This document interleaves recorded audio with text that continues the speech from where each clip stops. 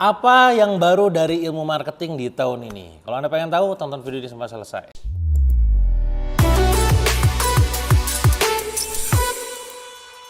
Jadi banyak yang curhat kepada saya, Kang, ini ekonomi lagi lesu ya, kok omset saya turun, kok stagnan gitu kan. Kang, apa yang terjadi dengan perekonomian saat ini?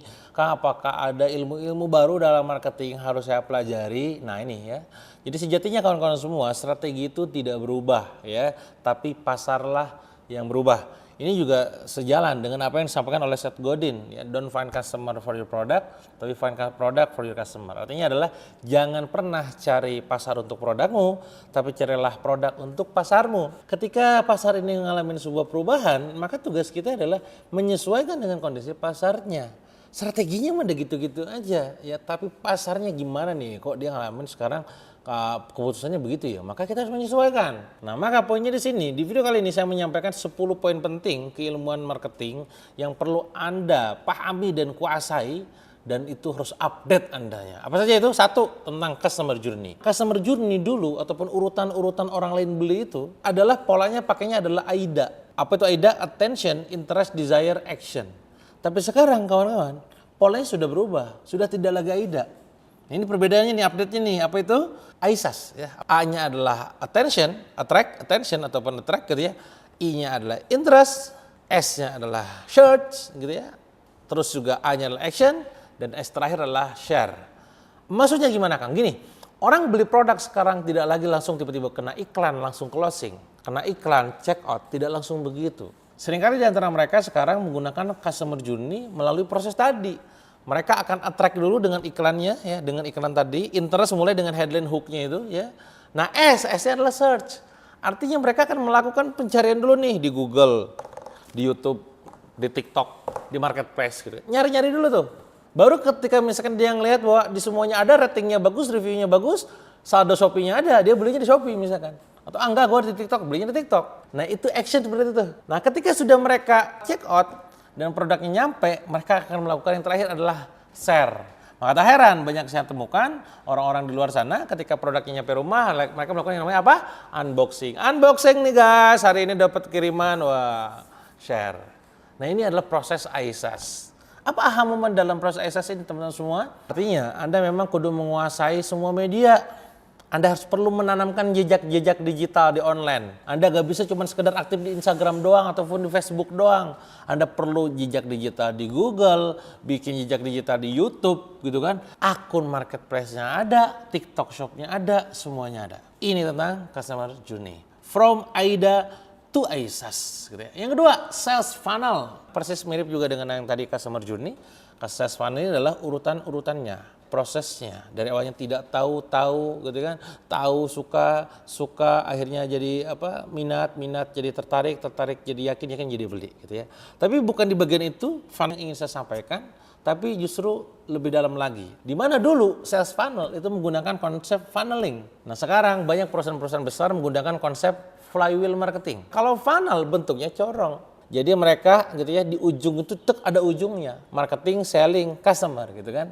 Sementara kalau misalkan flywheel itu bentuknya bulat, roda, wheel gitu kan. Nah ya, di mana customer jadi utamanya di bagian tengah, porosnya. Aktivitas marketing, selling, dan services adalah yang menyelimutinya. Orang dulu cuma sekedar beres di tahapan closing, selesai, terima kasih. Kalau funneling, gonya ke sana kan, jeder, closing.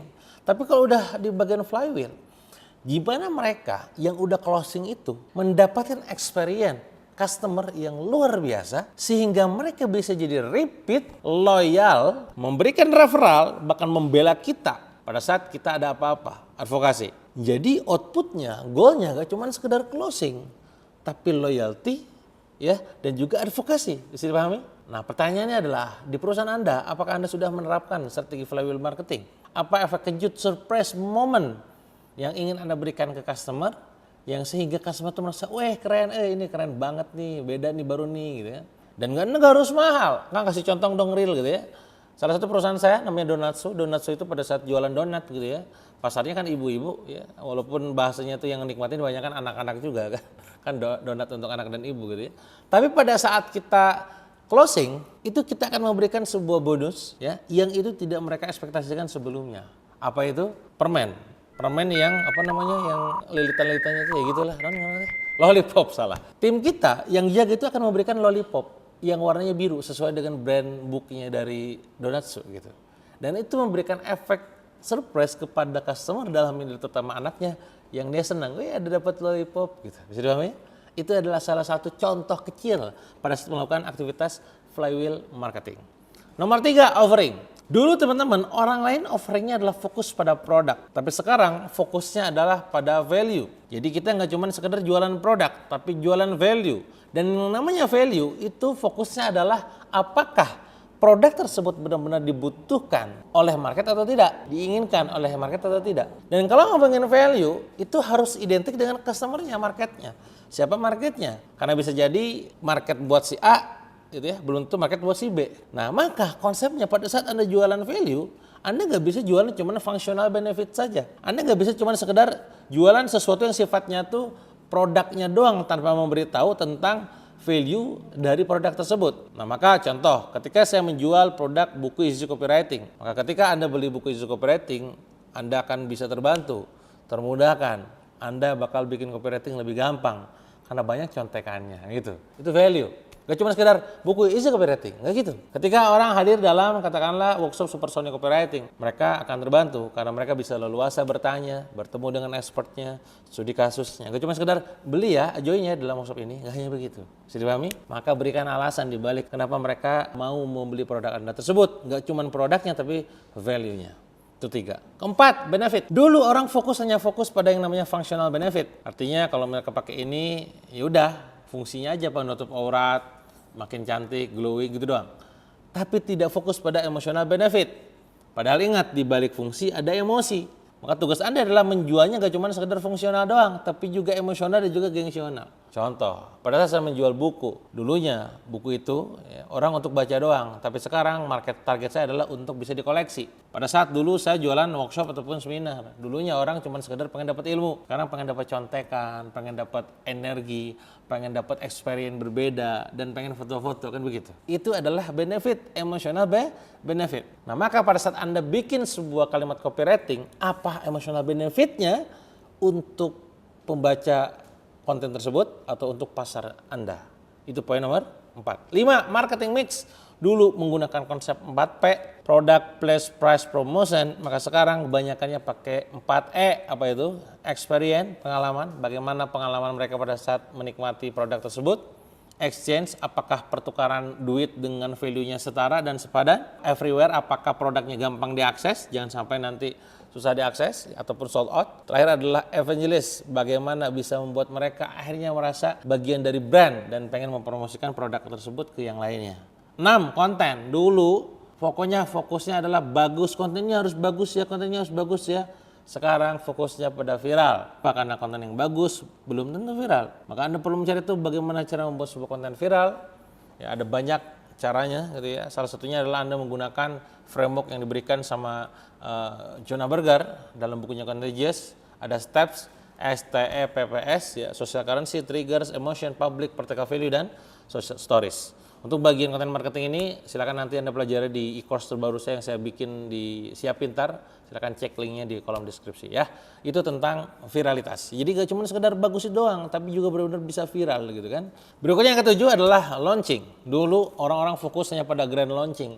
Sekarang Anda bisa gunakan salah satu strategi yang namakan dengan relaunching. Melaunching ulang produk baru yang pernah dirilis. Kenapa? Karena mindset sederhana. Produk lama adalah produk baru untuk market baru. Produk lama adalah produk baru untuk market baru yang belum tersentuh, kan begitu. Lakukan relaunch sesering mungkin dengan adanya narasi-narasi baru. 8 adalah influencer. Dulu orang pakainya adalah KOL ya saja. Sekarang orang banyak fokus pakai KOC. Apa bedanya? Kalau KOC berarti customer. Customer dilibatkan dalam campaign. Entah itu tukar ataupun barter produk, atau bikin mereka katakanlah postingan tapi dibayar dengan angka tertentu yang gak besar, tapi mereka perwakilan dari market Anda. Bisa dipahami ya? Maka gunakan strategi KOC, gak cuma sekedar KOL, Key Opinion Leader gitu ya, ataupun influencer ya. 9. Selling. Dulu orang jualan pakai teknik yang sering saya sampaikan, sharing dulu, selling kemudian. Sekarang sudah banyak hard sell-nya dengan cara streaming. Streamingnya di mana? Di TikTok, di Shopee, dan macam-macam. Intinya adalah kalau Anda pengen mendapatkan konversi banyak, ya lakukan live streaming. Dan dalam live streaming ini Anda perhatikan tuh, offeringnya, produknya, bundlingnya, ya, termasuk juga gear preset under live stream, counting down-nya, bell-nya dan segala macam itu dimainkan semuanya, ya. Karena itulah tren terkini. Dan terakhir yang ke-10 adalah scale up. Dulu kalau orang pengen scale up menggunakan strategi digital marketing saja. Tapi sekarang mereka harus bisa juga memastikan strateginya adalah growth hacking. Gimana bisa tumbuh secara signifikan gitu ya, dengan budget yang tidak banyak tapi hasil yang bisa memukau. Ini adalah 10 ilmu baru dalam marketing yang perlu Anda perhatikan dan garis bawahi. Silakan Anda tonton ulang supaya Anda mendapatkan catatan-catatan pentingnya. Ingat, strategi tidak berubah, pasar yang berubah. Maka karena pasar yang berubah, kita perlu mengubah mindset kita untuk bisa adaptasi dengan zaman dengan mempelajari 10 keilmuan update tadi. Kalau Anda suka dengan video saya, silakan Anda like dan juga subscribe. Kalau Anda punya request materi khusus, komen saja. Dan sampai jumpa di video berikutnya.